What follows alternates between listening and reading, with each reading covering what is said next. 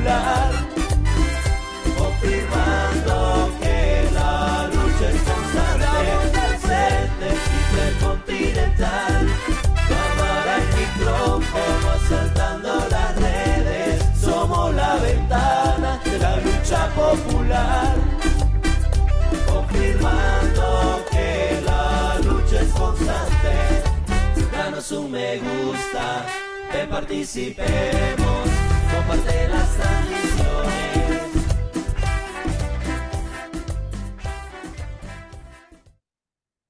Muy buenos días, muy buenas tardes, muy buenas noches, dependiendo en qué zona horaria usted nos ven. Es para nosotros, pues, una dicha de que usted nos permita entrar en sus hogares, así como a la vez pedimos que compartan este conversatorio que ustedes leyeron en la página que hemos puesto el flyer.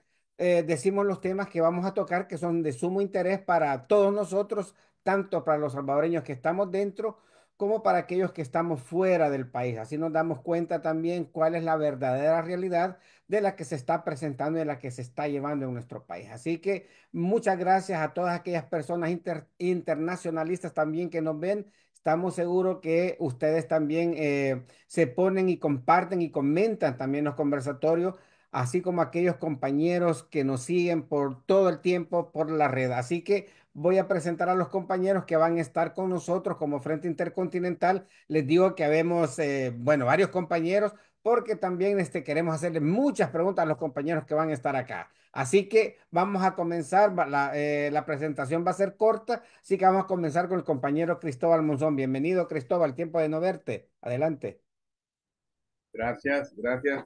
Un saludo para todos. Buenos días, buenas tardes y muy buenas noches allá donde nos esté sintonizando hasta ahora. Y como siempre, pues el Frente Intercontinental presentando un conversatorio con una persona especializada en los casos de los detenidos inocentes en El Salvador. Entonces, un saludo para todos. A continuación, pues vamos a tocar los temas que nos traen este día. Gracias, compañero. Bueno, Mario, también, compañero Mario, ustedes lo han visto en varias ocasiones, que es el compañero que está con nosotros en los que son los noticieros, pero ahora lo tenemos con nosotros. Así que, Mario, también un pequeño saludo para los compañeros que se están conectando. Adelante. Pon el micrófono, por favor, Mario. Mario, conecta el micrófono, por favor. Sí, es un placer estar aquí de nuevo y poder saludar a toda nuestra audiencia.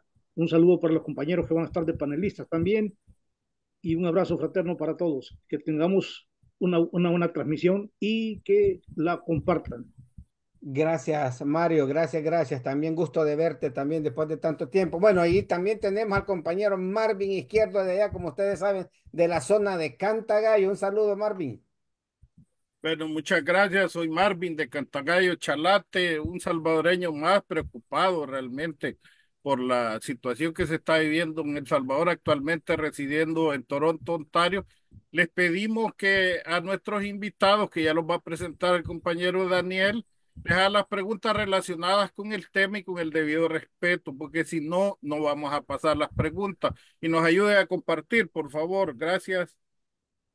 Gracias, Marvin. Bueno, vamos a presentar a los dos compañeros que van a estar con nosotros en el conversatorio. Son compañeros que, bueno, ustedes saben, la compañera Ivania, muy querida por todos nosotros, el compañero Fidel, que está por primera vez con nosotros, pero él nos va a contar cuando se presente un poquito de cómo está la situación de él. Así que, compañera Ivania, un saludo para los compañeros ahí que se están conectando. Adelante.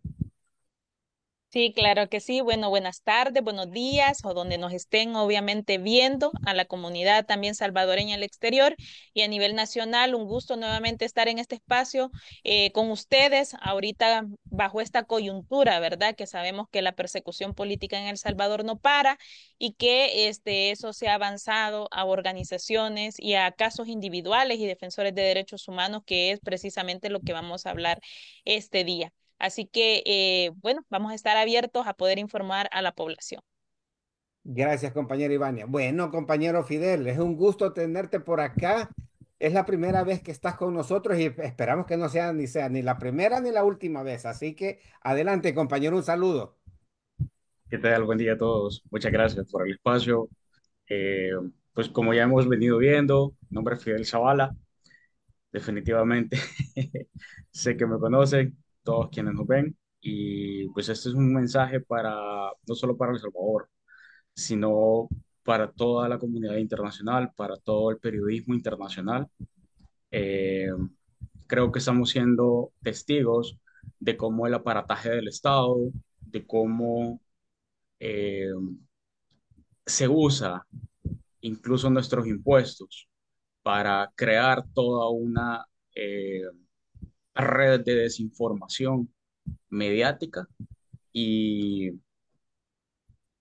lo increíble es de que no solo llega la desinformación, o sea, cada quien tenemos el derecho de decir lo que queramos, si bien es cierto, pero llegar al grado de difamación, ya eso No es sé muy si hay grave. problemas con la Sí. comunicación allí. Hola, hola, ¿me escucha? ¿Se me escucha bien? Sí, sí, adelante. Sí, ok. Entonces, como decía, ya eso ya considero que es una situación demasiado grave y pues ustedes son más que testigos de la situación de cómo se ha venido dando y cómo cuando yo denuncié el escenario de de todo lo vivido en esos 13 meses en prisión, el gobierno cayó, pero para fabricar denuncias, para inventar noticias y que eso conlleve a delitos hasta de difamación. Para eso sí tienen internet y para eso sí hay impuestos y para eso sí hay pago y para eso sí hay toda una agenda mediática que poner en en la palestra pública, ¿no? Entonces, creo que más claro que eso, imposible ante los ojos no solo de los salvadoreños, no solo de los hermanos salvadoreños que están en el exterior, sino también para toda la comunidad internacional, para toda la prensa internacional y para todos los organismos internacionales que son acusados de estar siendo financiados por Soros y demás. Entonces, pues ellos solos han dado, como decimos, han dado la pauta para que nosotros seamos testigos de cómo es que está funcionando incluso los temas judiciales en El Salvador. Mm. Gracias, compañero. El conversatorio de ahora está dividido en dos partes, digamos. Uno de los temas es la persecución a organizaciones populares y defensores de derechos humanos. En este caso vamos a tocar el caso de los compañeros líderes y excombatientes de la Alianza Nacional en Paz. Serían uno y el otro le entraríamos en la segunda parte, entraríamos con tu tema, Fidel, porque hay muchas inquietudes, muchas preguntas que queremos decirte, así que te hemos dejado para ahí para entrarle con ganas. No sé si alguien, compañeros, quisiera hacer la primera pregunta y si no, pues yo le daría la palabra a Ajá, Cristóbal. Sí, vamos a comenzar. Eh, Entre el 29 y 31 de mayo, unos días antes que el actual presidente inconstitucional entrara a su segundo periodo, hubo, hubieron unas capturas, eh, y especialmente de la dirección de la alianza, eh, y desearíamos saber, Ivania, que es la compañera que lleva el caso en este momento, en qué situación está el proceso en este momento y cuál es la condición de, de los compañeros que están en este momento presos y la cantidad que agarraron en esos 2 días y cuál es su situación dentro, porque o sea, sabemos de que son compañeros mayores de 65 años y que tienen problemas médicos. Sí, claro que sí. Bueno, en este sentido tenemos un caso obviamente de persecución política fabricado que se da previo a la toma de posesión de Bukele. Es bien importante relacionar el contexto que sucedieron las capturas y que obviamente se hace bajo una persona anónima donde proceden precisamente a la captura por esta denuncia de forma anónima. Eso para comentar el hecho de cómo nace este caso, porque no eran una situación que la fiscalía tenía una investigación previa o una intervención, no. Es producto de este régimen de excepción que pueden capturar a personas sin investigación que la fiscalía haya realizado. En ese contexto, inicia el proceso con ciertas violaciones de derechos humanos, arbitrariedades, se llevan a los compañeros de forma engañada de sus casas, no les dicen que es por un caso, sino por unas preguntas en una delegación y en condiciones críticas de salud, como el caso de Atilio Montalvo, quien guardaba reposo en su vivienda precisamente por las intervenciones que él estaba en ese momento teniendo. Lo mismo en el caso de José Melara, perdón, es una situación donde de forma engañosa lo sacan de la vivienda, altas horas de la noche, en la madrugada, anduvieron en patrullajes así, sin llevarlo a ningún lugar, hasta ya el día siguiente en una delegación y así sucesivamente con todos los compañeros. En el caso de Luis Mengíbar, incluso fue un día posterior a la captura de los primeros 11, porque lo relacionan por haber dado cobertura a la alianza y relacionar una comunicación con algunos de los compañeros presos. Ahora, eso incluso es más agravante porque Luis Mengíbar me estuvo dando cobertura a varios de los que nos pronunciamos en conferencia el 31 y posteriormente a que él estaba dando cobertura y que fue trasladado a su vivienda, lo capturan del caso. Es decir, si una persona hubiese sido sospechosa en haber realizado alguna acción, no estaría en este país. Más ahora que no tenemos un Estado de Derecho ni tenemos una confianza en el sistema. Pero en el caso de Luis, obviamente, esa palabra del que nada debe, nada teme, no aplica en El Salvador porque obviamente tenemos muchas injusticias y capturas arbitrarias. 13 de junio se desarrolla la audiencia, no es considerada la salud de estas personas, le decretan detención y hablan sobre un plazo de investigación de 6 meses que culmina el 14 de diciembre. ¿Por qué no consideraron la salud? Bueno, porque el tribunal mandó a realizarse los estudios médicos de estas personas, pero me llama la atención dos cosas de forma que para mí, a mi opinión, se han relacionado muy maliciosas. La primera es que yo tuve conocimiento de que en el caso de José Melara se le hizo un estudio médico mientras estuvo en la delegación policial y no estaba incorporada en el proceso ni en el expediente en el momento de la audiencia. ¿Verdad? No había sido informado. Y en el caso de Atilio Montalvo, la defensa, los compañeros que están llevando la defensa de Atilio, habían presentado documentación en la fiscalía que casualmente no estaba relacionada en el expediente. Entonces, hay una situación como hipótesis, o sea, o es casualidad que no estaba en el tema médico a propósito, o es parte de las negligencias de este sistema, que al final viene a resultar afectaciones a los compañeros en su defensa. Por ese motivo fue que no se relacionó el tema médico de cómo se debió de hacer, porque realmente el Instituto de Medicina Legal es a lo único que los tribunales le dan crédito. Sin embargo, presentamos toda la documentación donde acredita todo el tema de padecimientos, sus enfermedades, qué medicamentos se ha dado, enfermedades crónicas, personas adultas mayores, que hay una ley especial en El Salvador que regula a personas adultas mayores y cuando están en situación de prisión que no se ha dado cumplimiento.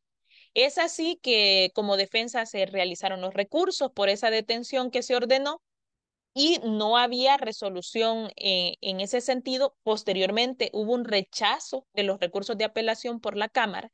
En el caso de José Melara, esta servidora presentó un recurso de revocatoria sobre la apelación, que es algo permitido en la ley, es decir, cuestionando también a la misma Cámara sobre su decisión. Y toda esta fecha no ha habido resolución. Y aquí les doy una primicia. Este día, ¿verdad? Se ha realizado una actividad en la Procuraduría para la Defensa de los Derechos Humanos sobre pedir aquella respuesta. Cuando los compañeros fueron detenidos, más de 12 organizaciones se presentaron a la PDH a pedir un informe y un estudio por todas las violaciones de derechos humanos desde la captura de los compañeros. 13 de junio. Y estamos a 5 meses sin una notificación de la Procuraduría, sin saber si han realizado su trabajo, sin saber si se les visitaron a los compañeros, sin pedir entrevistas a nadie. Y nosotros estamos exigiendo un informe médico que sea incorporado en el expediente y un delegado de la Procuraduría para que asista a la audiencia, porque vemos una, digamos, omisión por parte de la Procuraduría. Bajo esa acción que fue convocada por excombatientes, ¿verdad? Que también hay que decirlo, este caso mediático fue un golpe del régimen de Bukele a las organizaciones populares, a quererlas criminalizar, a generar miedo en este sector, y ha sido bien difícil que se recupere y se articule, porque lo que hicieron fue a todo el equipo de conducción de la alianza capturarlos y desarticular ese esfuerzo organizativo que se tenía.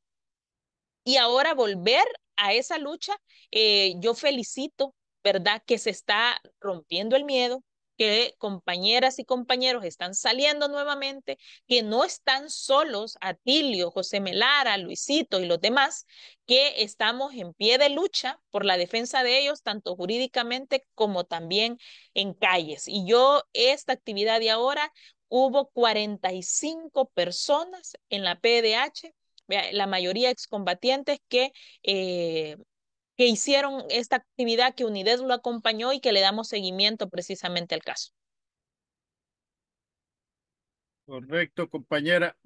Mira, yo quiero puntualizar algunas cuestiones, perdone mi ignorancia, licenciada. Bueno, y la presunción de inocencia en El Salvador, que ya no existe, pues, o sea, el principio de presunción de inocencia. Y la otra cuestión, usted mencionaba que alguien llamó, o sea, eso me suena a los 80, algunos estuvimos en ese proceso, que cualquiera llamaba y decía, este guerrillero, por decir una cosa, y llegaban a traerlo a uno, o sea, pero sin ninguna base, pues, ni sin ninguna investigación. Pero eso es la época que se superó en los acuerdos de paz. Entonces, ¿dónde quedan todos esos principios o toda ese andamiaje jurídico que se lograron los acuerdos de paz? No sé si Mario quiere hacerle alguna pregunta a la compañera. El micrófono, Mario.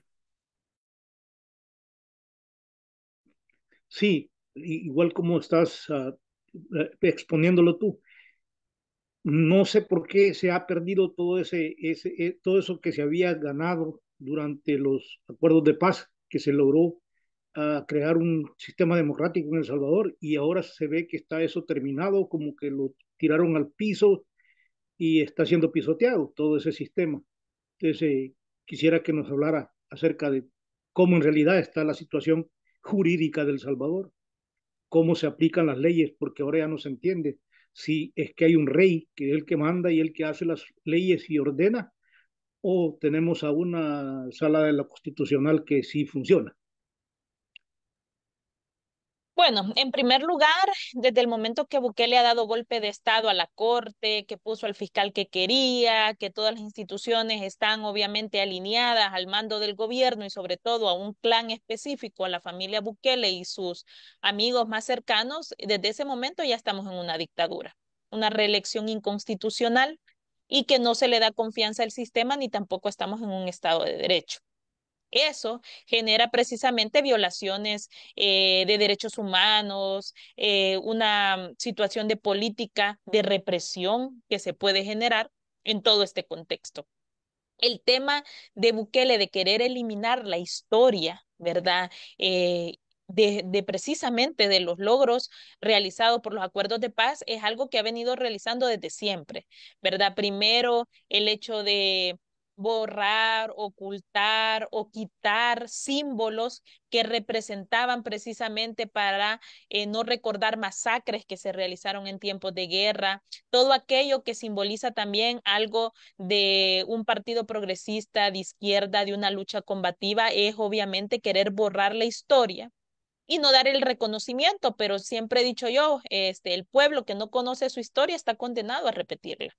Y una de esas situaciones es que no estamos en una dictadura militar, pero sí un gobierno que ha consolidado, vea, neofascista también, y que le da fuerza, obviamente, al tema militar, que ese es su propósito. Ahora, eh, con este sistema como está, pues hay jueces alineados. La Administración de Justicia poco a poco ha venido rompiendo el miedo, porque tampoco puedo hablar del tema solo negativo. Entre más represión, más lucha, y eso se ha visto tanto en las calles, pero también por todas las organizaciones que nos hemos mostrado estar enfrente, ¿verdad? En estar denunciando, y eso ha permitido tener libertad de presos políticos por tanta lucha. En ese sentido, también se ha logrado resoluciones a favor, como el caso de Santa Marta, que es el primer caso político que se gana en primera instancia. Entonces, en esa misma línea de ideas hay que hacer un llamado a las organizaciones a trabajar en conjunto en el sentido de una campaña por la libertad de los compañeros. Ese es un buen ejemplo, ¿verdad? Tanto nacional como internacional. Esto es un acompañamiento entre la familia, entre las organizaciones, entre la solidaridad, ¿verdad? Y poder precisamente enfrentar esta situación. Así que en ese contexto, pues obviamente tenemos que dar esa presión también a los tribunales de que los compañeros tienen apoyo. Hace unos meses, en medio de las capturas, recuerdo yo que se hizo una campaña, incluso aquí lo tengo, donde 70 grupos internacionales exigen la libertad de los líderes de la alianza, y ahí están varios sectores de Estados Unidos, Canadá, América Latina, Europa, Australia, regional, donde pedían la libertad. Esto fue el 13 de agosto. Entonces, el caso ya es internacional. También en la gira que esta servidora realizó en España se expuso esta situación de la persecución política en las organizaciones a estos grandes líderes, y es inhumano lo que está pasando. Lo que ahora nosotros estamos exigiendo, compañeros, es que la Fiscalía no vaya a dilatar el proceso, que el plazo de instrucción vence hasta diciembre, que los compañeros no pueden seguir presos, porque al final lo que va a pasar es que se ha deteriorado de una gran manera su salud, y si pasa mucho tiempo adentro, los van a estar matando poco a poco. El sistema es que ellos son inocentes mientras no se compruebe lo contrario, aunque el régimen de Bukele culpa primero, ¿verdad? Ante la opinión pública, y no es así. No se debe normalizar esta situación. Eh, compañera, yo quisiera, quizás mi pregunta va en torno a la visita que hizo Bukele a Costa Rica. Hizo una conferencia de prensa y bueno, hubo un periodista que le preguntó, bueno, ¿cómo está eso que hay tantos pandilleros, dijo, presos, pero hay cierta cantidad también de la población civil que también, que no tienen causa y ahí los tienen? La respuesta de él, bueno, mencionó a varias organizaciones, ahí estaban también las de ustedes y dijo él, no, es que el problema es que es democracia, pero es que lo que pasa es que ellos son del FMLN. Entonces, por lo tanto, vea, entonces, la pregunta mía va, en realidad, pienso de que él se agarra de eso todo el tiempo para tratar la manera de tener sometido y con miedo a la población. Y él cuando sale, por ejemplo, al extranjero, siempre dicen, no, es que es el FMLN, son ellos los culpables por esto y lo otro, y empieza a hablar. Entonces, yo quisiera también saber si las posibilidades que tiene el compañero Salvador o Atilio en que inmediatamente le den casa por cárcel, creo que se llama así, ¿verdad? Entonces, porque según nos estaban comentando, también está deteriorado bastante de la salud. Sabemos que los demás compañeros igual, pero en este caso él es quizás el más enfermo y hay que darle un poquito más de prioridad. No sé si hay condiciones o que han dicho el gobierno, que han dicho el juez o qué sé yo, para que digan, sí, hay posibilidades de llevarlo a la casa. Porque yo creo que también si el compañero, o sea, que no lo queremos, pero supongamos de que él llegue muera ahí, va a ser también, yo pienso, para el régimen de Bukele va a ser un golpe tremendo porque acordémonos, Atilio o es uno de los firmantes de los acuerdos de paz y tiene un reconocimiento internacional. No sé cómo usted lo vea desde ese punto de vista. Sí, claro que sí. Yo creo que también, bueno, Bukele en todo este tiempo ya tiene sus muertos políticos, ¿verdad? Entre otros contextos, pero eso le ha traído problemas, cuestionamientos a nivel internacional. Y una persona más con esta posición, vea, de reconocimiento y liderazgo, y tener este tipo de problemas tampoco les conviene. Yo creo que más allá, es bien importante recalcar algo. No estamos pidiendo un favor, estamos exigiendo que se cumpla la ley y que los compañeros tienen los suficientes arraigos suficientes motivos, sobre todo por un tema humanitario, darles un arresto domiciliar mientras dure el proceso es lo ideal. Realmente la jueza se basó en aquel momento, porque no puedo revelar mucha información por ser un caso reservado, pero se basó en que no tenía, ¿verdad? Esos peritajes médicos para el tema de las medidas.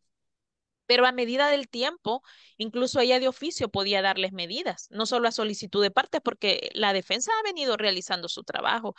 Y creo que en aquel momento se pueden ir por indicios, por esta persona anónima que obviamente dijo, pero vamos a una etapa que el cuento que se inventó va a tener que comprobarse. No les queda de otra. Y realmente créanme que es una historia basada en un cuento. O sea, lo que la fiscalía está proponiendo. Atilio venía enfermo desde muchos meses atrás. No podía estar planeando ninguna situación de las que se le imputa. En el caso de Pepe, le han quitado 3 celulares y no han encontrado absolutamente nada. Las coordinaciones y las fotografías que presentan son de reuniones públicas con veteranos, ¿verdad? Y que él tenía de alguna manera una posición de representante de una de las asociaciones en INAVE, o sea, pero que por eso estaba haciendo una labor dentro de lo lícito. Ahora, el tema de la alianza, tanto las organizaciones como el bloque, la alianza, otras independientes, hacen sus conferencias públicas, hacen las marchas pacíficas. Es que hay una línea bien delgada entre el derecho constitucional que tenemos sobre tener derecho a asociarnos, tener derecho a organizarnos y que esté dentro del marco jurídico lícito y de la libertad de expresión. Y otra de decir, ah, estos estaban haciendo un atentado, sí, pero en la casa de Atilio, en la casa de Pepe no se encontró nada. Las cosas que se les han incautado no se ha encontrado nada. Que siguen algunos estudios y análisis por parte de la fiscalía, que se siga y no van a encontrar nada, porque realmente no había una posición, un mando. Son dos líderes de izquierda que estaban obviamente representando una lucha organizativa aquí en el país y que el ataque era precisamente a ese sector. Y que el miedo no dura para siempre, ¿verdad? Ya eso ya para Bukele debe de ser un mensaje que lo único que ha provocado es que un ataque da a un sector una organización, una lucha, una fuerza. Y lo que viene es mucho más en contra de él. En vez de restar, ha venido sumando la lucha organizativa. Y por eso es que yo soy de la idea que estamos complicada la situación en El Salvador, sí, pero lo que hemos venido haciendo ha tenido resultados y hay que hablar de lo positivo también.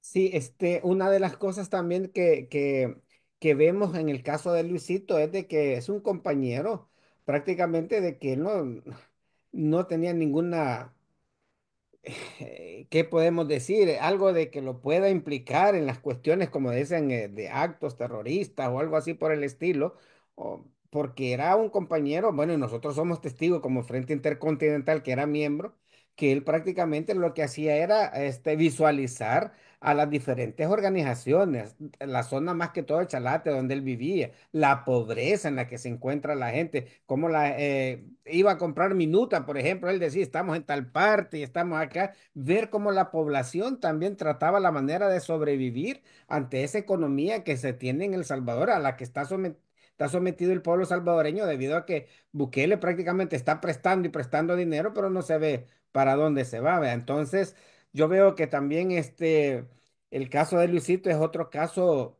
que, bueno, aquí a nosotros nos han llamado, me llamaron a mí un periodista y me dijo, mira cómo está el caso de Luis Mengíbar, y ahí tengo el nombre del compañero, porque me dice, eso es increíble que solo porque él esté dando eso, pues lo agarren, es una situación bien delicada la que él estaba diciendo. No sé si Marvin o Cristóbal tenían alguna pregunta para la compañera. Marvin.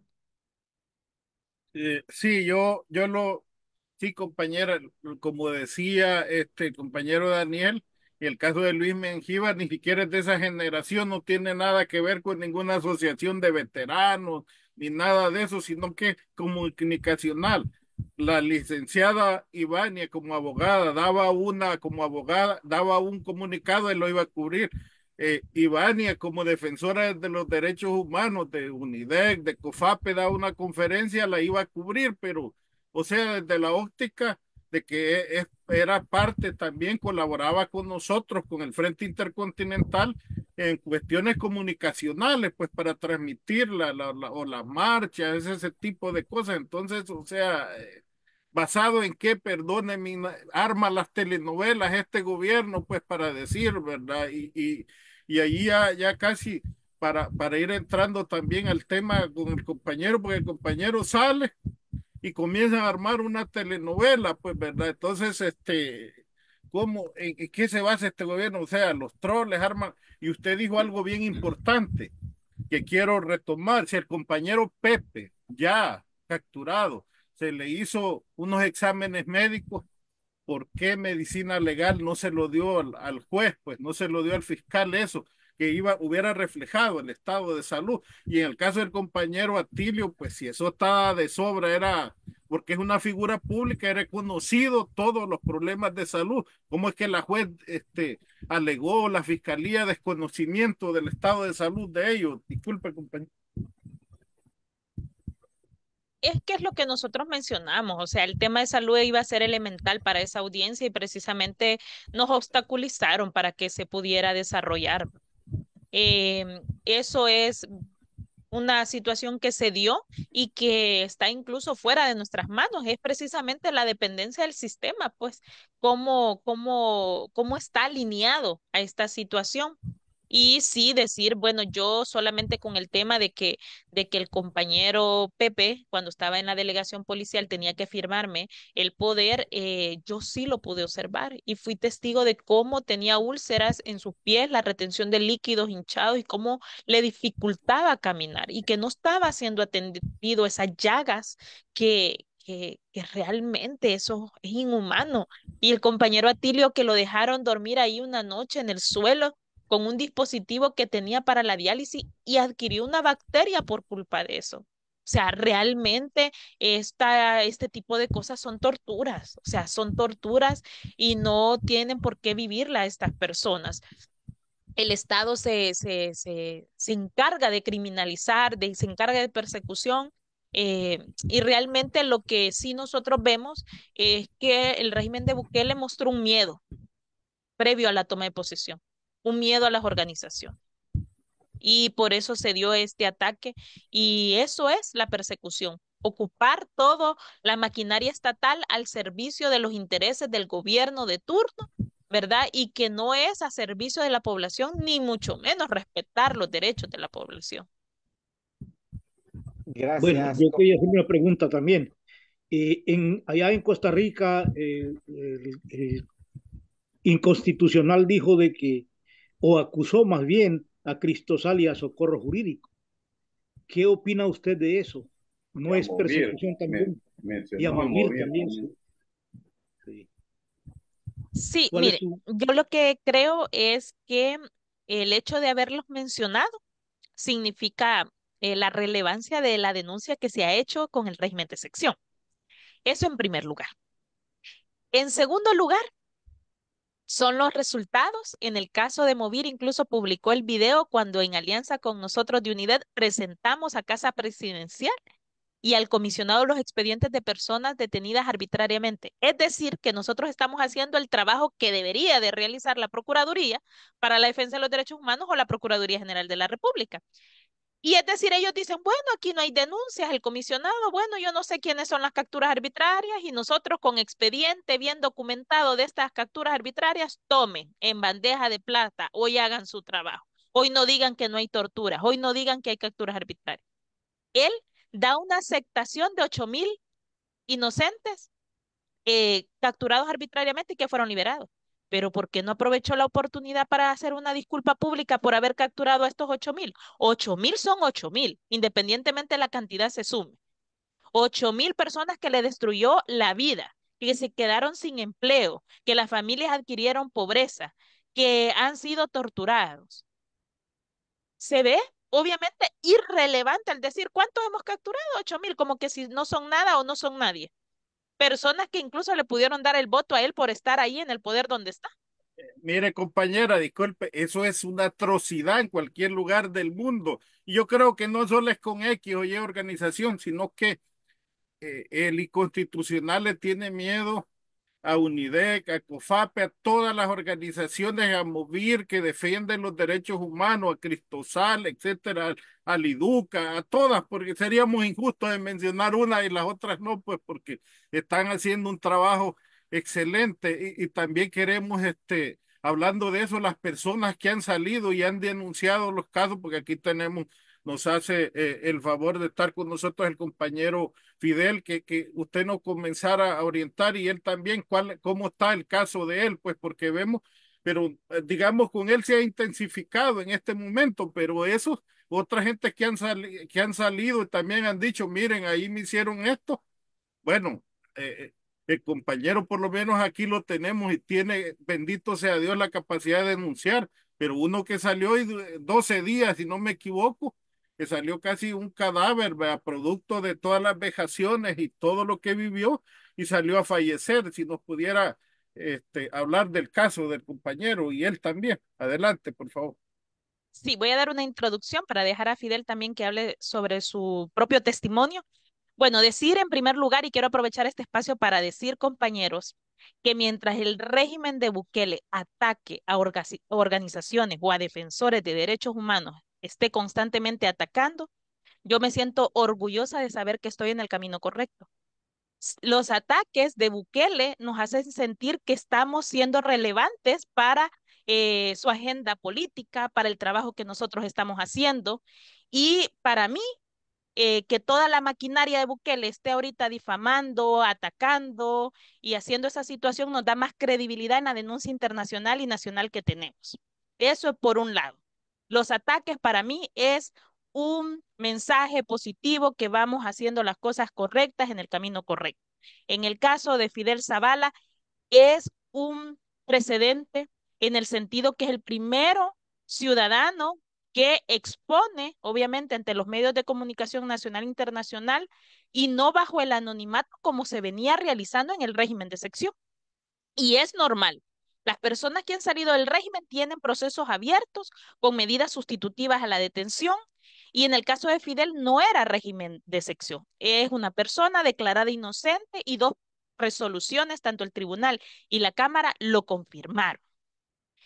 Y él expone esta situación y lo va a decir su propio testimonio y mucho es por la carga moral de lo que él vivió y de lo que fue testigo. Mucho es porque hay personas que murieron que conocieron y que compartió Fidel con ellos.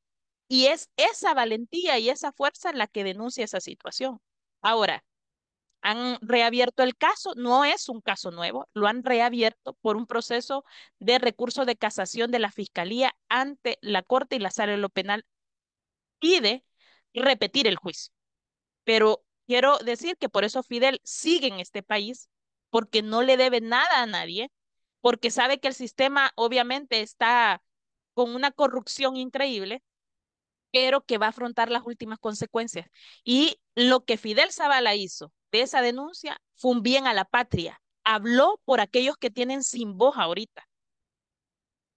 Y eso tiene mucho peso, obviamente, y un gran desgaste para Bukele. Así que no nos extraña en esa maquinaria de desprestigio, de repetir el caso para querer, obviamente, culpabilizar algo que ya era inocente. Quiero dejar nada más ese antecedente para que Fidel también pueda expresar.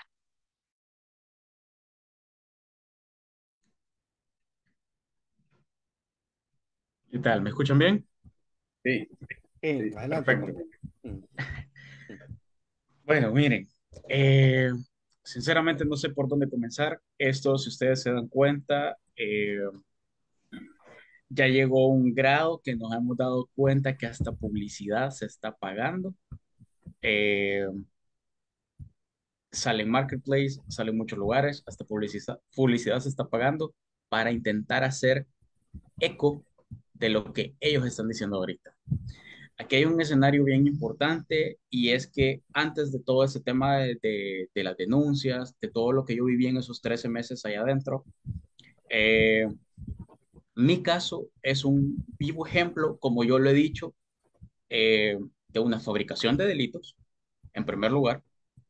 Segundo, de una captura que se da en un contexto en el que no debía de haber sido, porque anterior a mi captura habían documentos en donde yo me había presentado ante la fiscalía porque yo me doy cuenta de mis denuncias 4 meses antes de la captura. Yo presento documentos, me hago parte frente a la fiscalía, les digo que no llamen al proceso de intimación, que hay mucha información de por medio en el caso, que no es una estafa, que hay documentos legales de por medio. Y no sé si quieren hacerlo, pero si pueden buscar en Google ahorita la, la noticia donde la fiscalía publica en su página web la, la noticia de cuando me capturan, el 9 de febrero. Si nos vamos a eso, en esa noticia y en esa publicación en la página de la fiscalía hay 5 mentiras inmensas. Y son 5 principales mentiras que la fiscalía, como lo dije el 8 de noviembre, tiene que llegar a probar frente al juez. Y el año pasado que tuvimos la primera audiencia, la pública, pues se da el escenario de que como fiscalía no puede probar el delito por la misma situación de haber inventado, de haber fabricado el delito. Entonces, ¿cómo tú dices, por ejemplo, que esta camisa es negra? Y cuando te toca llegar a probar de que esta camisa es negra, no puedes porque la camisa es blanca. Entonces, básicamente ese escenario se da en mi caso y es que se da mi absolución. Me dejan libre y de hecho el juez, en aquel entonces, el año pasado, da una indicación y el juez dice, esto es un escenario mercantil. Aquí hay contratos mercantiles. Vayan a un juzgado mercantil a solucionar lo de los contratos. Pero aquí yo no veo causa de estafa. Aquí no hay una causa penal, mucho menos para 32 años, como lo he dicho. 32 años pedía la fiscalía, era un concurso real de delito. 4 víctimas, 8 años por cada una, 32 condena completa. Eso es lo que pedía fiscalía. Entonces, por eso yo digo el 8 de noviembre, abramos el expediente página por página, veamos el escenario. Ahora, ¿qué es lo que sucede con todo esto? Y eh, pues parte de la razón de, como les digo, agradecerles el espacio es porque exactamente yo les voy a ser sincero con algo. Yo no me puse ante los medios, yo no di mi cara queriendo pasar por encima y abusar de la confianza de cada uno de ustedes, de cada una de las personas que han estado conmigo en las marchas, de cada una de las personas que nos han acompañado a las marchas. Intentan hacer ver como que yo he usado el aparataje de todas las organizaciones para cubrir mi culpabilidad en el delito. Lo digo como lo voy a seguir diciendo y lo he mantenido, soy inocente, no me han condenado, han publicado. Incluso la página, por ejemplo, de TikTok de Héroes Azules, publicaron que me habían capturado hace 3 días. Entonces, ¿qué es lo que sucede? Ahí nos damos cuenta de cómo usan todo, usan todos los medios, usan sus páginas troles, Anónimo 503, Walter Araujo ha comenzado a difamar, el diputado William Soriano ha comenzado a replicar y a poner más información, comienzan a sacar, usaron los bots de ciberinteligencia SB, los mismos que han filtrado toda la información de la corrupción de ellos, usan ese bot para sacar una página de un caso que nunca sucedió y que además, adicional a eso, eh, son tan increíbles que ni siquiera sacan todo lo demás y falta mucho en ese documento. Entonces, ¿qué es lo que sucede? Usan el escenario para desprestigiar todo lo que se ha hecho, para intentar botar la lucha que se ha hecho. Y créanme que así como lo decía la licenciada Evania, allá adentro, darte cuenta de las personas, y yo lo he dicho en todas las entrevistas, hay personas que sí deben sus delitos, hay personas allá adentro que llegas a conocer en el día a día, porque estás con 85 en una celda, yo no estuve en un lugar de celdas individuales, tampoco estuve con pandilleros, como mi delito era considerado delito de cuello blanco, yo estuve con delincuentes o personas acusadas con delitos comunes. como se dice en la ley de El Salvador. Entonces, darte cuenta ahí adentro de cómo la misma forma en cómo tú estás viviendo tu caso, de cómo tú estás entendiendo de que te han fabricado delitos, que te han puesto mil cosas, que cuando hacen la acusación formal y todo el documento, van muchas cosas mal contadas, historias tergiversadas, como lo que están haciendo, que según ellos yo ya estoy condenado, que yo estoy, que vamos a pagar tantos montos. O sea, han dicho tantas cosas y han cometido de hecho un gravísimo error, porque una de las cosas de lo que sucedió es el lunes en la audiencia no se puede hablar, eh, no se puede profundizar en lo que sucedió en eso, en esas horas de intento de apertura de la audiencia. Sí es correcto que la audiencia se interrumpe principalmente porque existen, en la parte de incidentes, existen muchas cosas que la fiscalía de hecho no ha solventado. Por ejemplo, la denuncia interpuesta por el tema este de las torturas que yo vi, y como ellos no dieron respuesta, entonces el juez les dice, contesten, vean ese caso antes de ver si podemos o no podemos abrir caso, entonces abrir audiencia. Entonces, es esa la razón por la cual se interrumpe y porque hay muchos incidentes en la parte inicial que se tienen que resolver y no se han resolvido. Entonces, viene el juez y da un plazo, pero no ha sido condenado, no se ha hablado de montos, ni nada como todos lo plantean, ni tampoco ha sido capturado, que son las tres principales cosas que dicen. En la acusación, allá en el 2022, por ejemplo, como les dije, si lo buscan en Google lo van a encontrar, la página de la fiscalía donde ellos publican, dicen que mi empresa era fantasma, pero por eso yo digo, abramos el expediente. Ahí están los documentos de la escritura de constitución de la empresa, el acta del CNR, la matrícula de comercio, y está mi credencial como administrador y representante legal de la compañía. Está dentro de la escritura de constitución, están todos los giros en la finalidad social, en el Romano 4. Y en los giros están las facultades para hacer lo que hicimos.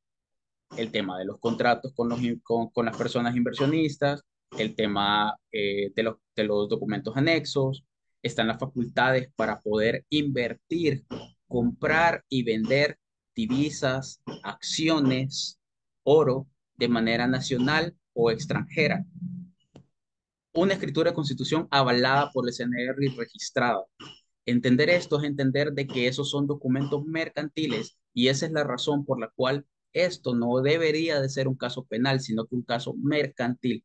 Lo que ha intentado hacer la fiscalía, y ahí es donde entra el escenario de fabricación de delitos, es querer criminalizar y querer hacer ver a la palestra pública de que el escenario fue un engaño. Parte de las cosas que Fiscalía no puede probar y son parte de sus mentiras y el tema de fabricación de delitos es que dicen y hablan acerca de la captación ilegal de fondos del público. Existe un documento en el expediente de que habla específicamente cuando la superintendencia llegó a mis oficinas en 2019 y ese documento en específico deja constancia con los 4 representantes de la superintendencia que llegaron a mis oficinas y mi firma. Ese documento está firmado por 5 personas, en donde ese documento deja en claro de que primero nosotros invertimos en los mercados internacionales exclusivamente. Esas son las palabras que dice el documento. Y segundo, deja en claro de que los documentos son por medio de mutuos.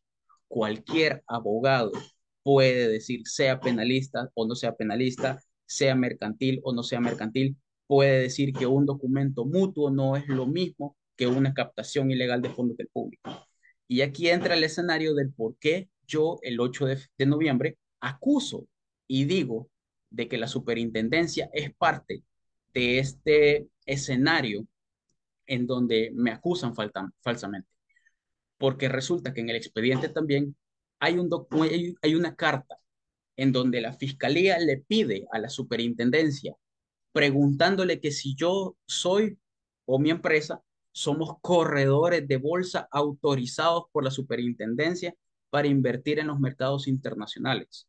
Es exactamente lo que dice. O hacer inversiones en la bolsa de valores del Salvador.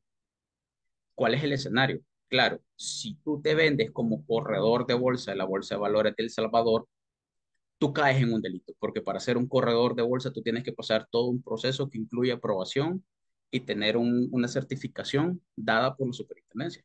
Por obvias razones, la superintendencia lo que contesta es de que no existe una autorización para captar fondos del público, tampoco existe un registro de la empresa como para ofrecer intermediación de valores del Salvador, y eso es lo que Fiscalía intenta usar para matizar la idea de que se ha creado un estafa.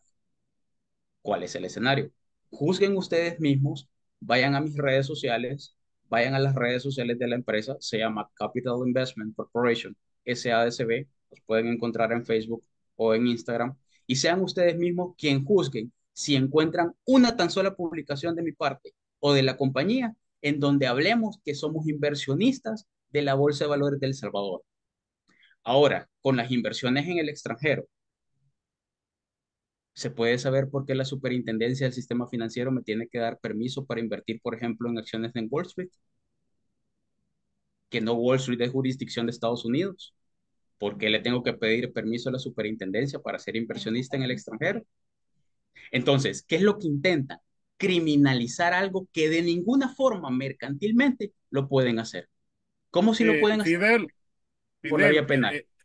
Sí. disculpa, yo creo que el caso tuyo, está claro que no van a poder, pero también nos interesa a nosotros cuál crees que, y lo voy a decir en salvadoreño, cuál crees que es tu pecado, pues, ¿verdad? Yo pienso que tu pecado comienza a partir para la fiscalía, a partir de que hablaste de la situación, de las torturas que viste, de lo que viviste, de la falta de agua, pues de la suficiente agua para beber y que eso ocasiona insuficiencia renal, de muchas cosas que no solo tú has hablado, entonces porque hasta hay una señora que yo ni sé quién es, Laura Pocas y todo, que ahí está también ya, te has hecho famoso con todos los youtuberos buquelianos, pues, ¿verdad?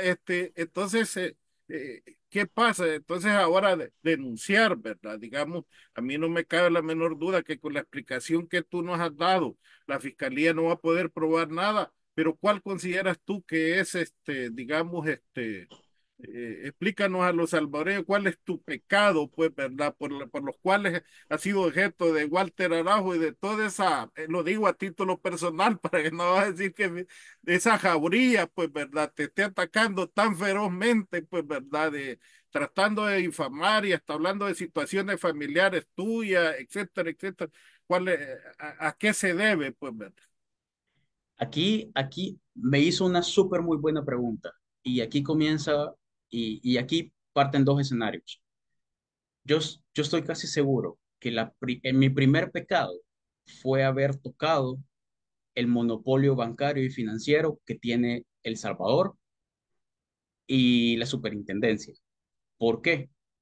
Porque la superintendencia en 2019 intenta hacer un bloqueo inconstitucional. Existen las cartas donde uno de los superintendentes busca bloquear, nos pide cuatro cosas: dejar de hacer mutuos, dejar de hacer contratos mutuos, nos pide que los mutuos, si se vencen, que no los renovemos, nos pide que los mutuos que estaban abiertos y vigentes, que se liquidaran en ese momento, en julio de 2019, agosto de 2019, y que revisáramos el modelo de la compañía para no hacer más mutuos. Esas cuatro cosas están en una carta de la superintendencia dirigida a nosotros. ¿Por qué? Porque nuestros contratos ofrecían unas ganancias, una rentabilidad en intereses entre el 3, el 5 y máximo el 7% mensual. Si entendemos esto, vamos a entender de que los bancos en El Salvador y el sistema financiero te pagan máximo 6% al año. Entonces, la diferencia de intereses era el sistema bancario 6% y nosotros muy por encima de eso. Entonces, ¿cuál es el escenario?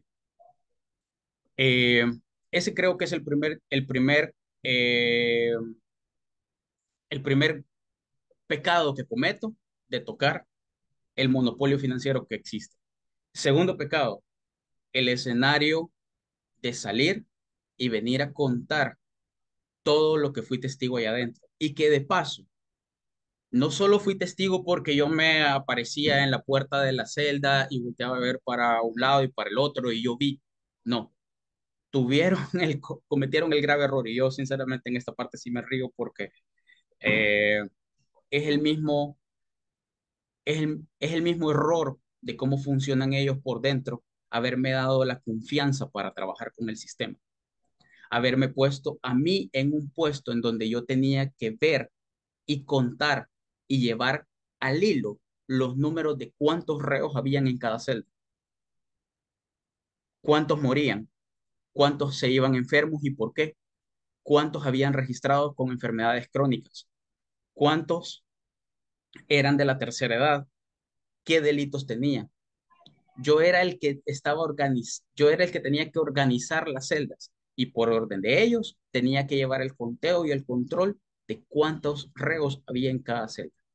Entonces, ellos me dan un puesto laboral ahí adentro y es ese puesto laboral que me permite tener la libertad de no estar encerrado las 24 horas en mi celda, sino que tener la libertad de salir, hacer mi función laboral y ver de primera mano todo lo que sucedía. Así es como yo me doy cuenta de las negligencias médicas, así es como yo me doy cuenta de las personas que salían a diligencia a hospital y 2, 3 semanas después teníamos que descontarlos del total del penal porque resultaba que estaban muertos y nunca iban a volver a entrar al penal. Entonces yo tenía que descontarlos porque uno menos. Entonces, ese es mi segundo pecado, venir y hablar de cómo recuerdo que había una persona esposada a los postes, de cómo me doy cuenta que lo quitan del poste a las 2 de la madrugada. Entonces, no solo, no solo cometo un pecado capital para el régimen Bukele, de crear una compañía que se pasa por encima todos los estándares del país y crea algo nuevo, todo con la vía legal como debía de ser, sino que también y me vuelvo peor para ellos al venir a hablar y contar que la historia que se vende en El Salvador y la historia que se vende ante el mundo de que allá en las cárceles ellos son los que controlan y demás, es completamente falso. Que allá en las cárceles se respetan los derechos humanos es mentira. Quienes dicen y dictan quién es la ley son los custodios. De hecho, ni siquiera los empleados penitenciarios tienen más palabras sobre los custodios. Los custodios, su línea directa de mando es hacia el director del penal y por obvias razones el director del penal hacia Osiris Luna. Entonces, ahí es donde yo me vuelvo un problema para ellos y no es que yo me esté inventando y yo diga, oh, cualquier cosa. Nos estamos dando cuenta cómo incluso ellos mismos acaban de caer en el error de seguir difamando, de seguir creando noticias falsas, de seguir fabricando más y más y más acusaciones sobre alguien de las cuales no tienen ni un solo fundamento. Entonces, creo que más claro imposible darnos cuenta del Salvador completo, los 6 millones y fracción que somos, más los que están afuera, más toda la comunidad internacional, como lo digo medios nacionales, de que así como lo están haciendo conmigo, lo han hecho con esas 8.000 personas como mínimo. Y aquí es donde yo digo algo, pongamos a esos 8.000 inocentes, que lo dice como que fueran, como que no significaran nada. ¿Y las familias de esas personas? ¿Y los hijos de esas personas? Contemos mínimo tres, pues. ¿Cuántos no son? Son más de 20.000 personas. Son más de 20.000 personas que se les ha afectado su vida. Son más de 20.000 personas que no están en las mismas condiciones en las que estaban antes del régimen de Bukele. Son más de 20.000 personas que si los ponemos en El Salvador del mundo, abarrotamos todos. Pongámoslos en el centro histórico, pongamos a todas las familias más los 8.000. Entonces, ¿qué es lo que sucede?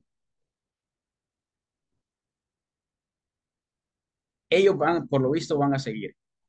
ellos por lo mismo ellos van a seguir con su escenario en el que cuando hay información de denuncias, cuando se les dice eso está sucediendo y esto hay que hacerlo, etcétera, etcétera, ellos no les va a importar. Ahí se les va a desconectar el internet, ahí Walter Araujo va a aplaudir por todas las cosas de lo que sea, William Soriano va a aplaudir por todo lo que sea, menos por lo que de verdadmente importa hacia la sociedad. Pero cuando se trate de difamar, cuando se trate de crear noticias falsas, cuando se trate de, de despotricar sobre la vida de alguien, lo van a hacer sin medidas, hasta usando nuestros recursos.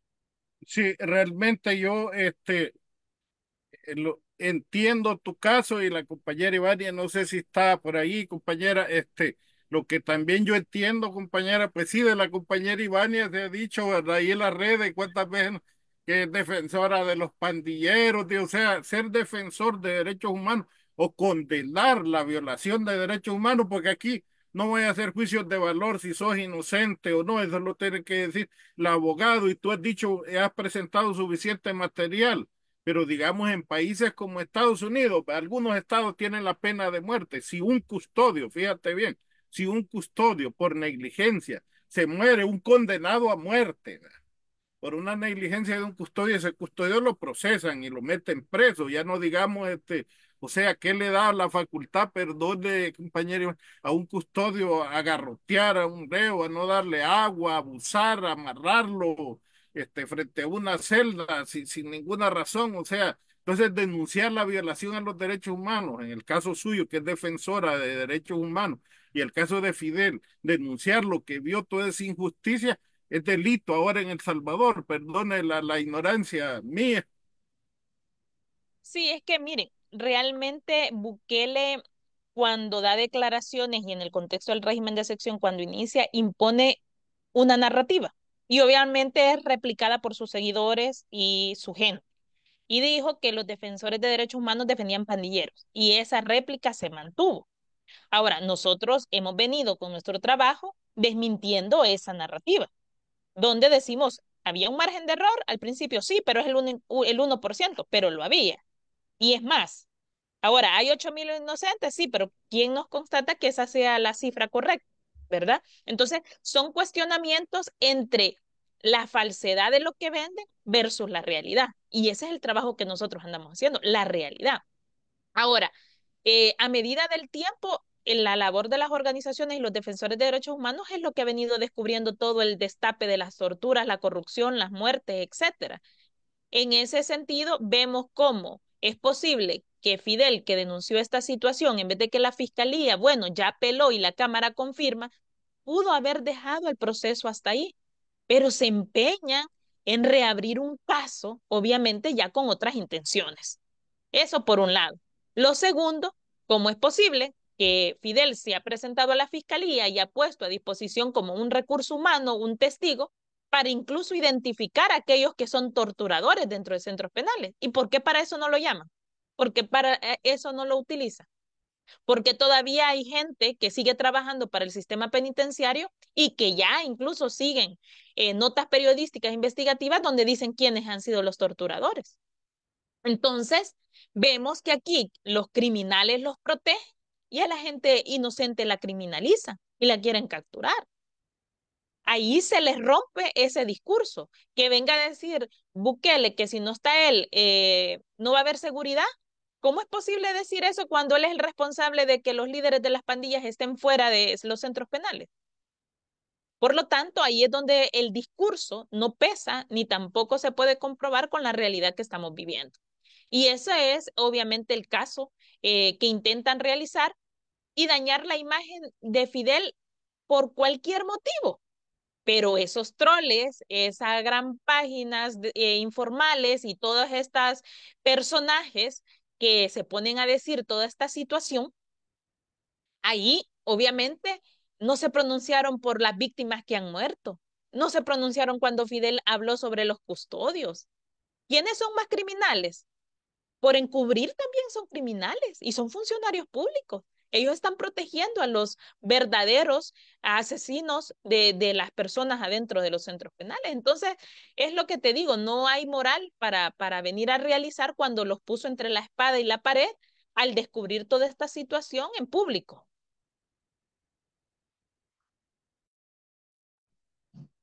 Bueno, Compañero gracias. Daniel, Bueno, gracias, compañera. Mira, Fidel, yo quiero hacerte una pregunta a ti, en lo personal. Eh, Sabemos que la situación en la que estás pasando ahora es una situación bien delicada, supuestamente. Así como nosotros sabemos también de que, bueno, si llegas a caer de nuevo en las manos del régimen, eh, es un tanto, bueno, ni quisiéramos pensar qué es lo que se puede dar por ahí. ¿Estás dispuesto tú a llegar hasta el final con esto? ¿Te vas a mantener ahí? ¿Cómo tú ves, cómo tú te sientes en lo personal con la situación esta que te vuelve a pasar y que prácticamente a la conclusión que podemos llegar es prácticamente porque tú das esas declaraciones de las violaciones a los derechos humanos que se dan en las cárceles, concretamente? ¿Cómo te sientes tú? Fíjense que, pues, gracias a Dios estamos grabando esto y está siendo publicado en vivo. Miren, les voy a ser sincero, ustedes ya han visto muchos videos en los que yo me quiebro emocionalmente. Eh, me parece increíble cómo Noticiero El Salvador incluso usa fracción de esa parte en la que yo estoy llorando en la entrevista con Carlos del Faro. Eh,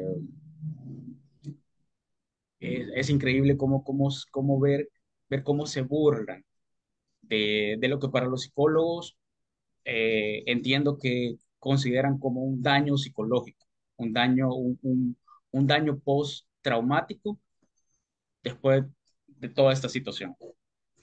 Yo no soy psicólogo, no les puedo decir qué hay detrás de mi cabeza, no les puedo decir cómo son esos sentimientos.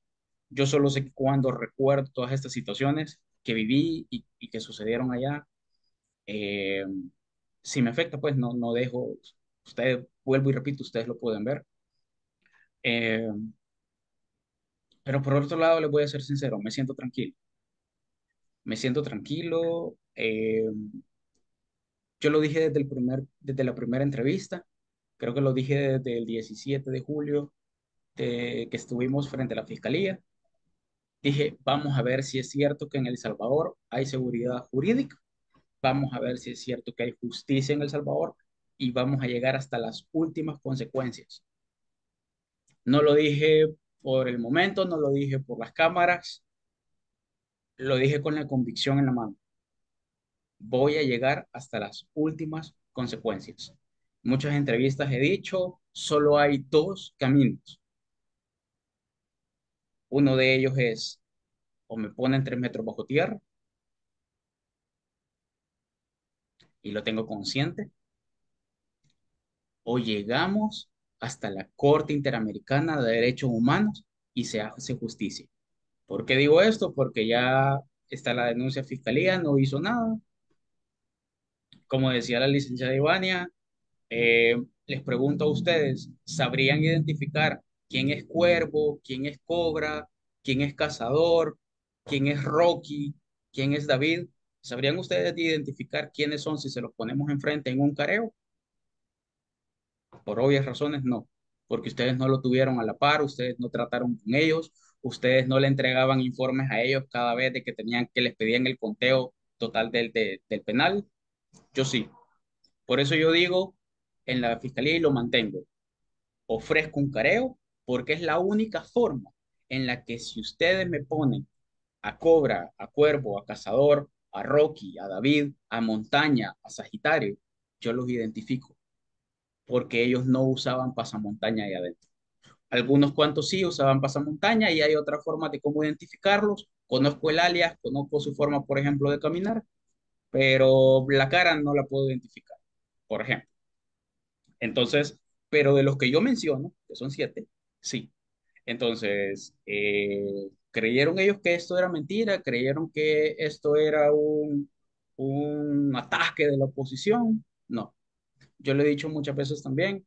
eh, A mí no me pueden sacar con un pasado político, a mí no me pueden sacar de que yo andaba con la banderita de un partido político y después andaba con la banderita de otro partido político como Walter Araujo, pues no lo pueden hacer. Yo no soy oposición, yo simplemente soy un ciudadano que ha visto todas estas cosas, las denuncia y yo sinceramente agradezco a todos los medios de comunicación, agradezco todos los espacios, voy hasta las últimas consecuencias, estamos conscientes de cuáles son las últimas consecuencias.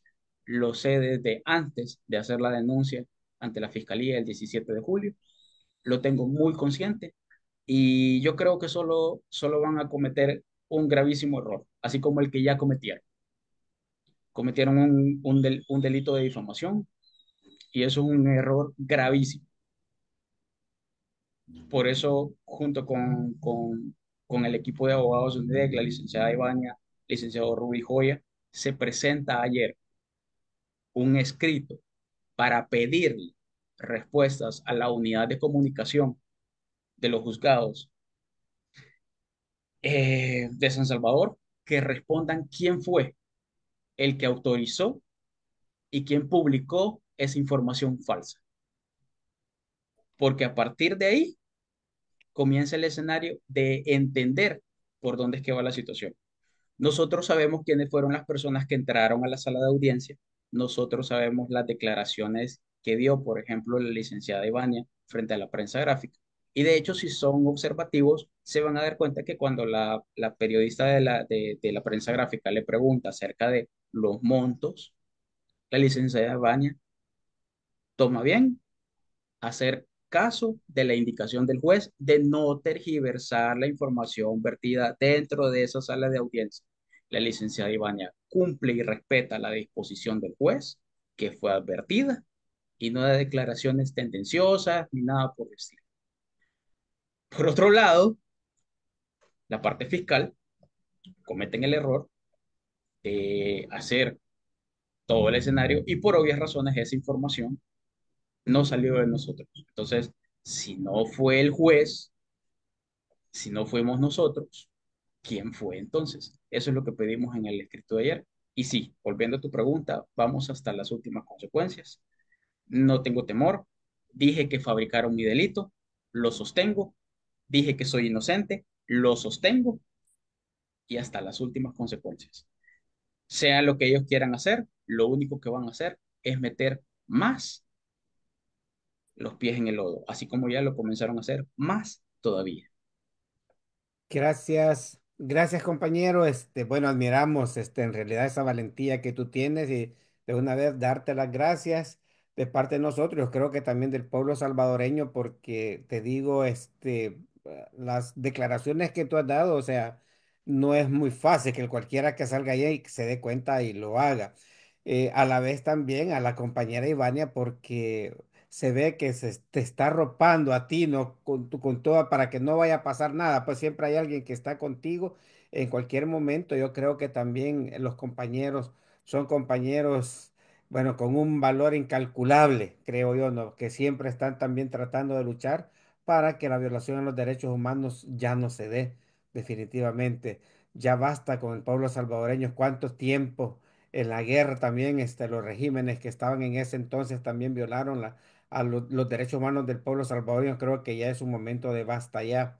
Así que yo también quisiera darle las gracias a todos los compañeros que están ahí, están felicitándolo, están dándole las gracias, dicen Fidel somos todos, sigue adelante, así como también a la compañera Ivania, la felicitan por ese trabajo que tienen también ellos y estamos conscientes y estamos todos nosotros, aunque estemos fuera de El Salvador, tengan la plena seguridad que nosotros también estamos pendientes y dentro de lo que podemos también, hacemos también nosotros las denuncias, compañeros, definitivamente. No sé si algún otro compañero que está acá, Marvin, Mario, Cristóbal, quieren decir alguna cosa más porque el tiempo ya va corriendo y yo creo que los compañeros tienen otras actividades también, así que rapidito, compañeros, si hay algo más. Bueno, yo solamente saludarlos y decirles No, que yo les deseo solo, lo mejor, y que, ¿cómo se llama? Cuenten con nuestra solidaridad siempre, que no piensen que están solos, estamos nosotros también aquí como los ojos abiertos. Yo tengo comunicación con CISPES, he sido miembro de ahí, y puedo también hacer llegar información que nosotros recopilamos de la prensa o de alguna cosa que nos envíen ustedes, alguna situación que no se pueda hacer en El Salvador, que nos la manden para nosotros difundirla. Y felicitar a Ivania, no solo a Ivania, sino a todos los que están trabajando en socorro jurídico y en Movir y en todas las organizaciones de derechos humanos, porque nos están haciendo ese trabajo que debería estar haciendo la comisión y que ni siquiera pone sus ojos en lo que está sucediendo, amén de que hay bastantes torturas en todas partes de las cárceles de El Salvador. Nosotros les damos las gracias por esa valentía que tienen y que sigan adelante. Un abrazo fuerte. Bueno, Gracias, yo Mario. igual quisiera felicitar por esa valentía a Fidel y bueno, y la importancia de la información que nos dio también la licenciada Ivania y lo mismo pues que cuenten con nuestra solidaridad. Ahí estamos. Gracias. Bueno, no sé Sí, si la licenciada, algo más, licenciada, que cree que sería necesario. Adelante. sí, rapidito, dos puntos. El primero es el hecho de esto, de verdad, de lo que ha comentado Fidel, lo mantenemos, es inocente, es un caso fabricado, no tiene antecedentes de ningún otro delito porque andan con otros inventos también sobre esa situación. El otro punto es el hecho de que se haya transversado las declaraciones con la prensa en el sentido, en primer lugar, nunca de mi boca salió conciliación, por eso es que la publicación es completamente falsa. Hay condiciones en el proceso donde no se puede conciliar en este caso, sino una interrupción por vía extrajudicial que el juez consideró si las partes querían, pero no se ha llegado absolutamente a nada. Fidel no ha confesado, Fidel no ha hecho un proceso abreviado, por lo tanto, recalcamos esa situación que han transversado y lo otro, el otro punto es que invitamos a todas y a todos para la marcha de este 23 de noviembre, ¿verdad? Nos unimos precisamente a ese presupuesto injusto que ha hecho el gobierno y que organizaciones populares estamos invitando desde el Bloque Resistencia y Rebeldía Popular, desde movimientos del sector sindicalista, salud, educación, y nos unimos precisamente en ese sentir por un presupuesto justo, ¿verdad? Para toda la población. Gracias, compañera. Por ahí había un compañero que estaba preguntando, ya que miente ahí, porque dice de que en un video que sale por ahí está una fecha del 21. No sé si han cambiado. Yo creo que no la han cambiado, siempre es el 23, ¿verdad? No sé si alguno, Hora y lugar, compañera. Salvador del Sí, mundo. estimados. Tengo entendido que es el 23. el 23, ¿no? Ah, bueno, Sí, entonces el compañero que está haciendo la pregunta ahí, entonces está corroborado es para el 23, no para el 21. Marvin. correcto, el El 23. 21, el 21 es una conferencia de prensa en la que van a dar. Bueno, yo agradecerte, Fidel, por esa valentía, porque mucha gente ha visto cosas también y no han tenido, pues, verdad, se les respeta también, pues no han tenido esa valentía que tú has tenido de denunciar, pues sabiendo todo el riesgo que se corre, reconocer a la compañera Ivania, pues todo ese gran trabajo de que no es en UNIDEC, que en COFAPE, pues, ¿verdad? Que han hecho, pues, en Movir, pues, ¿verdad? Todo ese trabajo valiente, pues, realmente eso debería de hacernos sentir bien, pues, a nosotros como salvadoreños y debería de darle vergüenza a la Procuraduría de Derechos Humanos, y lo digo a título personal, la Procuraduría de Derechos Humanos, por lo menos la cabeza, prácticamente es un adorno allá en El Salvador en este momento producto de los acuerdos de paz. Por cierto, esa procuraduría, la anterior y del el funcionario anterior y esta señora solo están de adorno prácticamente. Y la Procuraduría General de la República no es que haya funcionado mucho, pero hoy con la reducción del presupuesto prácticamente se está desmontando los defensores públicos, pues, y es necesario reconocer la valentía de compañeras como la licenciada, pues, Ivania, pues, ¿verdad? Muchas gracias. Soy Marvin de Cantagallo, Chalate, un salvadoreño, como decía el compañero Mario desde California. Estamos pendientes nosotros aquí, desde Canadá, Estados Unidos, desde Suecia, desde diferentes partes del mundo, pendientes de toda la situación y toda esa lucha que tienen ustedes. Y el 23 marchamos, compañeros. Gracias, gracias, Marvin. Bueno, por mi parte, decirle a todos los compañeros que estuvieron con nosotros, gracias por estar, compartan. que es bien importante que nos demos cuenta de la realidad, así como también, compañeros, estemos pendientes de los próximos conversatorios que habrán esta semana que van a ser de sumo interés. Fidel, decirte también la página acá del Frente Intercontinental, así como la compañera Ivania sabe, es para ti también. Cuando tú quieras hacer alguna denuncia, quieras estar con nosotros, pues ahí está el compañero Marvin, ahí que es el encargado de hacer los conversatorios, pues adelante, compañero. Estamos también para ti por acá. ¿Ibas a decir algo? Bueno, así que compañeros, vamos a ir Gracias, terminando. gracias. Bueno, vamos a ir terminando con nuestro tema principal y decirle a los compañeros, estemos pendientes de todos estos casos, compañeros. Es bien importante que estemos nosotros al tanto, porque también nosotros que estamos en el exterior, también podemos hacer este tipo de denuncia e irle quitando al gobierno la retórica que tiene de que el país, El Salvador, todo está en paz. Así que adelante, vamos a ir terminando. Gracias, compañeros, por estar con nosotros y ustedes que estuvieron con nosotros. Somos el Frente Intercontinental, cámara y micrófono saltando las redes. Somos la ventana de la lucha popular, confirmando que la lucha es constante.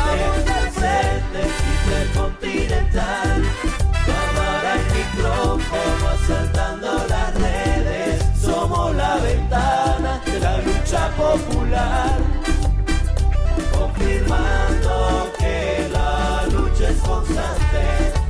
Danos un me gusta, que participemos, comparte las transmisiones.